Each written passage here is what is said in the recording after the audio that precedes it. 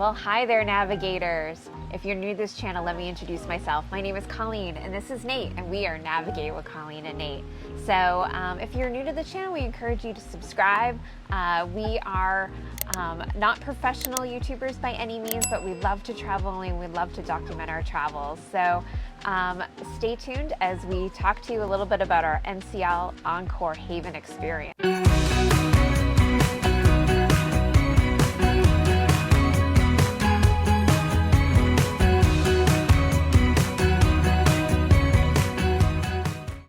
All right, welcome back, navigators.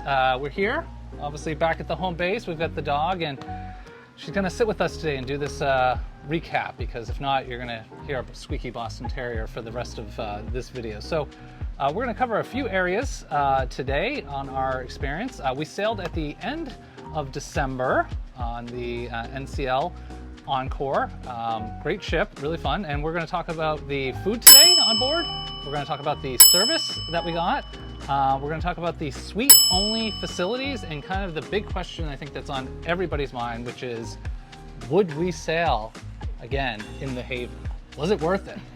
So I encourage you, stay tuned to the end where we both declare whether or not we will actually sail again on the NCL Haven. All right, so let's start off with the food. Specifically on the Haven. So your food experience starts right actually before your embarkation. So after you drop off all your suitcases, you are entered into a beautiful suite-only waiting area before you board the ship. And there is an abundance of food that you can help yourself, and it's lovely. Yeah, it was nice. It was a nice breakfast. It was a light breakfast, I would say. So if you're looking for something substantial, I wouldn't say that was the breakfast that you would get, but it was nice. I mean, you had your own sitting area. You could just chill out and wait.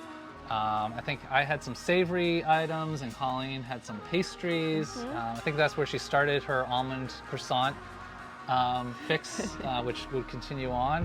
But yeah, I mean, so I guess starting from the get-go of the food, I mean, hey, it's better that typically you don't get any food, right? There might be a vending machine around maybe the terminal area there, but no, I think overall, good way to start. And then once you actually get onto the ship, they direct you to the Haven facility. So that's your first chance to really see the beautiful area that they have to offer. And again, there's more food available. So if you didn't get your fix of food in the terminal, you get it as soon as you get on the ship. They have a little buffet with a bunch of different food, and I would have to say that it was good for snacks, but it didn't really rotate. It did rotate, like, you know, so they have these, like, one day they'd have like jelly-filled donuts, and the next day they'd have like a chocolate-filled donut, and then the day after that they'd have like a peanut butter-filled donut, and then the day before that they'd have a cookie, and then a sugar cookie, and then a ginger snap cookie. So let me clarify, they have things besides sweets on there. Well, they had some sandwiches and stuff like that too, but the thing I think too, when you get the Haven, right, so you see all the videos and you see this like private spread of food, but then you go down one deck to the main observation area in the forward, and they literally have the same thing. I think the Haven maybe had a elevated version of it. It was definitely very nice. The presentation was wonderful. There was one time that I went in there by myself. The staff was more than willing to help me grab a few things on my plate. So I'd say it's elevated compared to the rest of the ship. Yeah, I mean, the cappuccino machine is nice. So they do have a cappuccino machine there, so you can make yourself a cappuccino. But what did you think about the restaurants? So the Haven restaurant, we dined there quite a bit. We had breakfast, lunch, and dinner. I thought the food was very good, very good. It was, I would say, on the heavier or richer side. I think it wasn't until the end of the cruise that we realized that there was other options, such as the sun deck, where there was a lighter fare. You could order, you know, a burger, a hot dog, a chicken Caesar salad wrap. But the restaurant itself was beautiful. One of the things that I think I would have liked is it felt a little rigid when it came to timing. So breakfast ended at a certain time, lunch started at a certain time. You know, when I'm on vacation, I like to sleep in a little bit. So if I want to go at 11 o'clock and order an omelet, I don't want to feel uncomfortable about doing so. Especially in a Haven, where you're paying a premium, and it's called brunch. Like we're on vacation. Like I want brunch. Like I want, to Colleen's point, I want to wake up in the morning, and if I want to have an 11:30, omelet, like, and they would have done it, right? So that's the thing. Like we got to stress that, but you have to give them like some advance notice. And to me, that's the other thing about the food menu in the Haven. It's like you can get whatever you want if you give them some notice, right? And we did do the banana Bamfi dessert on our last day for breakfast, but we gave them notice the night before. So you can get whatever you want in the Haven. Right. We talked a little bit about lunch. So lunch is heavy, but you can also, we did find out they have that pool menu that you mentioned. Correct. And then if you want to eat in the Haven and have more of a, a white tablecloth sit down lunch, you can order even a lighter fare from there. So there was one day Nate and I just really wanted a basic sandwich. We didn't want to have to go, down to the other eating options. We wanted to stay in the Haven. So we ordered up, I got a tuna sandwich. I got a turkey sandwich. Nate got a turkey sandwich with some chips, and that was really nice. But again, to Nate's point, we had to tell them ahead of time. But it was beautiful. They have like an outdoor seating area that you can eat out there for lunch. So when you're in port, you're overlooking the water, the homes, the mountains, depending upon what island you're docked in. So that alone I thought was breathtaking. I loved that aspect. Yeah, the restaurant too. The outdoor seating was really great in the Haven, and the dinners were fantastic there. So I happen to mention that I was originally from New England and loved a good lobster, and they had lobster tails as a kind of accompaniment with a fillet every night. And so when they found out that I love lobster, I ended up with multiple lobster tails. Yeah, so dinners were really good. We did go eat dinner a couple other places.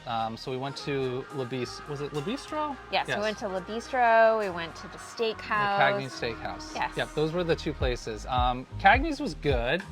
The steaks were good. I thought Le Bistro was a bit of a disappointment.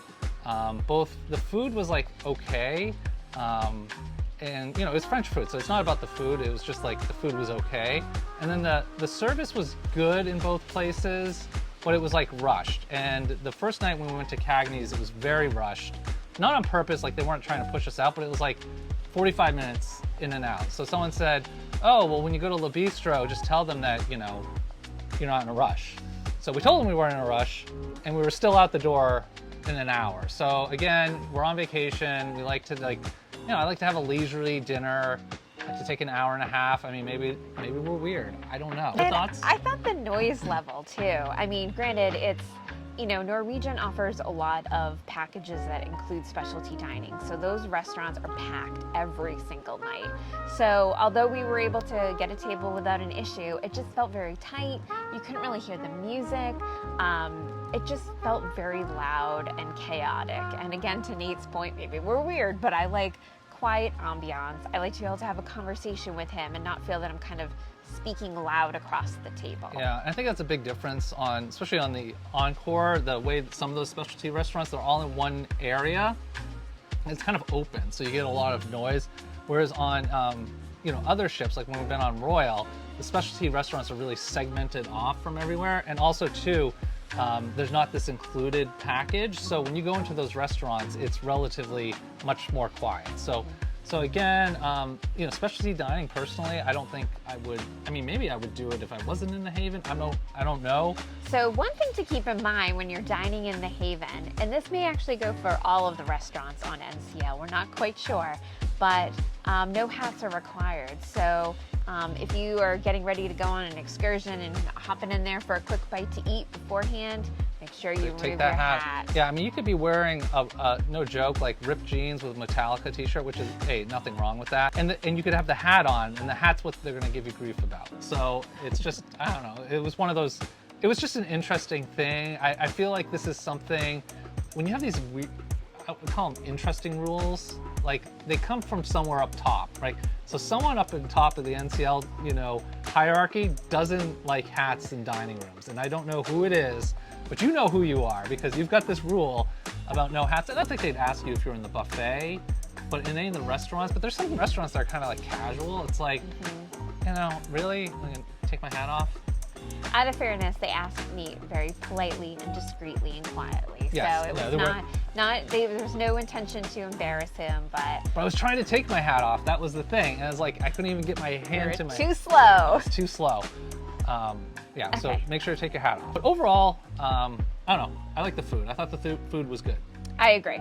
I would give it 2 thumbs up. 2 thumbs up. I guess that's... We didn't come up with the rating system ahead of time. We should have thought of that, but we'll do 2 thumbs up for that. Or I give it a thumbs up and you give it a thumbs up. There right? we go. It's like that old, Take Me to the Movies show, right? Yes, so, yes. Okay, so 2 thumbs up there.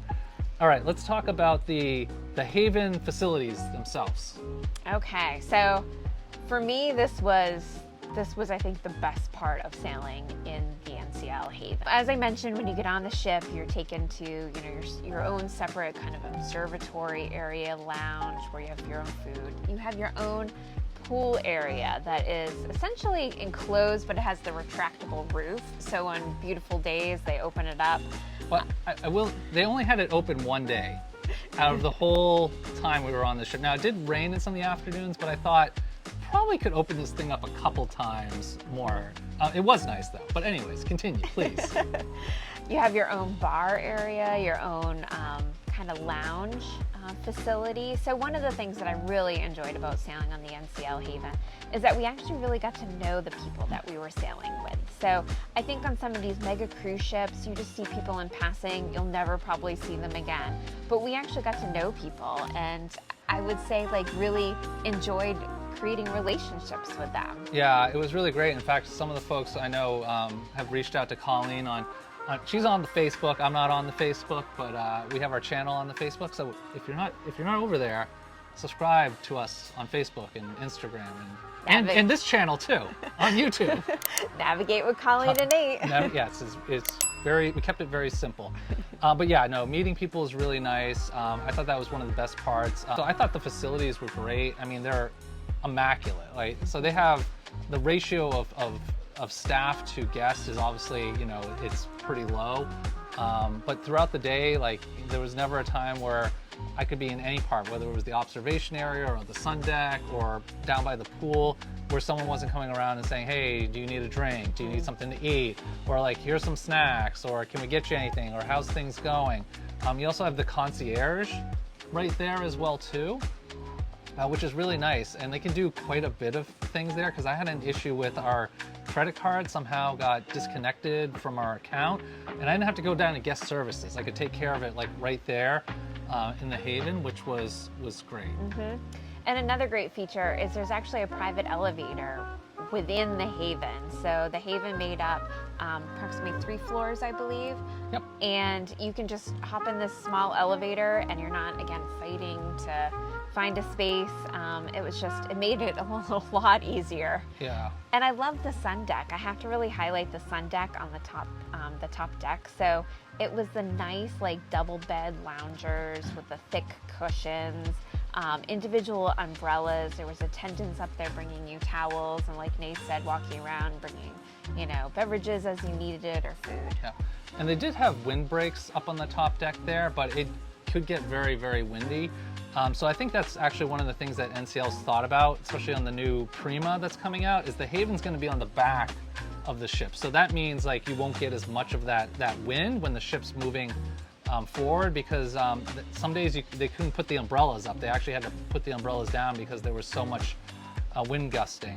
But other than that, the facilities are, I mean, you're paying for literally getting I don't know, what did we figure it out? 15 or 20% of the ship for a few hundred people. So you're paying for that. So I think the facilities are great. Talk about we skipped over service, or I skipped over service. So what do you think about service? So next we're going to talk about service. Really what you're paying for. You're paying for the service, the facility, and the food. So they were extremely attentive. Every day walking around with trail mix, that they would offer you, or peanuts. I mean, the food was just abundance. The room was maintained beautifully. I mean, they weren't just in and out. They were shining the cabinet, the face of the cabinets. Our bathroom was immaculate. If they saw us step out, even if it wasn't your traditional morning or evening turn down service or makeup service, they would be running in and making sure our trash cans were emptied. We'd always come back to canapes in the afternoon. Yeah, a lot of canapes. And I have to say our room steward was excellent, and he really kind of worked around our schedule because I think we have a little bit of a different schedule than most people. I'm not sure what that is, but again, we talked about before, we kind of tend to get up a little bit later. We tend to eat dinner a little bit later, so we kind of like, we're kind of getting ready between 6 and 8 when most people are out and about, and that room steward kind of wants to do turn down service between 6 and 8 so he can go enjoy his or her evening. So they were very accommodating, and they kind of figured out what our schedule was, and they would just, you know, save our room for like last on their list. But and then the concierge team, everyone knew our name. I would say by probably the first day. Well, everyone remembers your name because you're so nice. For me, they're like, who's that guy? It's just another guy. He was known as Mr. Nate. Everyone said, oh, hello, Mr. Nate. But it was just really nice. You'd go into the restaurant, you'd show up at the entrance, and they would say, you know, how was your day today? You know, did you go on a tour? Did you sit by the pool? They were really invested in making sure that we were having a great time. Yeah, the staff was absolutely impeccable, and again, you know, you're paying that extra money for that. I mean, the service was good. I mean, we went to some other places on the ship, and the service was really nice. I remember actually one night we were at the, was it that whiskey bar? Yeah, and one of the members of the, you know, the group that we were sitting with wanted like a fruity, like mixed frozen drink. And she's like, oh, I'll go get it. And the guy was like, no. And he like ran out to whatever bar it was to get it and brought it all the way back. So throughout the ship, I would say the team, you know, everywhere we went, I mean, we didn't encounter a single staff person that was rude or short. In fact, they were all, I think, really friendly. So probably one of the friendliest ships we've been on. I agree. I mean, even when we went to the main theater area to see a show, or even some of the smaller venues, just the staff going around to see if you needed a beverage or if they could assist you. So I think it was a full gamut of nice staff. Yeah. But let's talk, are we going to talk a little bit about the rest of the ship? I think we should. I think it was, to be, you know, full disclosure, it was our first time sailing on NCL. And obviously the NCL Encore. So it is a mega ship, but we have been on comparable size with Royal. For us, there was some things that I probably didn't love, and I'll speak maybe to the accessibility side of it. Walking through like kind of the main corridors where they would have like your shops or your specialty restaurants, it felt very tight. There was, you know, not a very wide hallway, and so you're passing through with other people. We were not at full capacity. I'd say we were less than 50% capacity, to be honest. But when they're having t-shirt sales and you've got people 3 back looking at t-shirts and you're trying to pass through to get to your specialty dining, it gets very congested. Yeah, I think some other things about the ship which are interesting, right, is that you do lose like a lot of the deck space to like things like the racetrack, which is, you know, they do have the waterfront area, but you know, we didn't utilize it a whole lot. There were quite a few people that went down there. The other thing too is to Colleen's point, it felt cramped, right? So it's like you're on this big ship, and I think the only open area was like I won't even call it an atrium. It was kind of an atrium. It was like a 2-story atrium. Yeah. So it just felt like the space on the ship could have been used a little bit differently. And then I think the thing that we didn't like, I mean, that I didn't like at all, was the theater. The theater, it was a little disappointing. So when we arrived, we were looking for accessible seating. We have seats that have wheelchair symbols on them, but you actually have to take a step down to access that level of seating. So really the only area for me and Nate was to essentially pull up to like the bar area, which just had like a little shelf that you could put a drink on, but you were all the way in the back, and that was really the only option. You know, the shows were good. I mean, there was some stuff that wasn't going on, but again, you know, COVID times and things happen. We were supposed to see Kinky Boots, but I think some of the staff must have come down with COVID. But they put on this impromptu Cabaret Night of Christmas songs. It was during Christmas, which was really nice. It was wonderful. All right, so I think the big question is, would you sail the Haven again? My answer is yes, but I have to caveat why. So, do tell. So I would need, I think, two things to change. As you saw probably from one of our earlier videos, if not, we'll link it below, of our room tour. So the bed in the wheelchair accessible Haven suite was much too high. I had emailed them ahead of time. It just was too difficult for me to get into independently. And I don't want to go on vacation and feel that I've lost my independence and I need to rely on Nate. So if I can get a guarantee that the bed will, one way or another, be lowered and make it easily, available for me to get in and out, I think that would be, make it a little more appealing. And secondly, the price.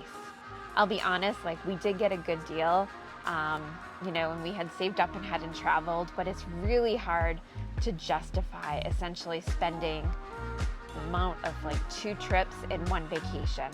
I mean, it's, you get that service, you get that food, you have those special areas that are just, dedicated to suite, but the price was still just very, very high. It's hard to justify for me. I'm gonna say yes, but with a big, big, big asterisk on that. So, if for a special occasion, if you bought it far enough in advance and you got a good enough deal on it, then yes. And I would say I've seen some good deals occasionally on the Haven, where you get down to maybe the 5,000. Actually, I saw one recently where they had a room for 2,500, which is very weird. Per person.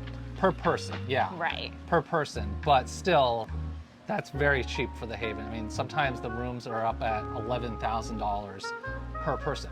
What I would say you should do if you are on NCL is if you have a suite already, is I would put in to try to do the upgrade program and get the Haven that way. I would not pay full price for the Haven. Actually, almost everybody that I'm not joking, almost everybody we're with did an upgrade. They put in, it's like a blind auction. You put in the amount that you want to bid for the room upgrade, and if you're the highest, you get it. So we probably met, I'm not joking, probably 10 couples that did that on this particular cruise. And again, that's probably because of the reduced capacity. I'm sure as things pick up and things get back to normal, that'll probably be tougher to do. But if you have a special occasion and you're already, doing that, I guess the bigger question is, would you sail on NCL again if you weren't in the Haven? For me, that's probably a no. It wasn't quite the experience that I think I like when I cruise. I'm spoiled going on a few great cruises where we can still get great food and pay a fraction of the price. Still have that open atmosphere where we can feel that we can go sit quietly and have a conversation and get away without having to be in our room. So I think there's other options out there that I prefer. Yeah, I think for me, it was a super stark contrast. It was like being on 2 completely different ships. And honestly, if I'm just doing a general sailing, just a balcony, so far I think I've liked Celebrity a lot better and I've liked Royal the best. And Royal, if you've been on Royal, Royal's a really good deal.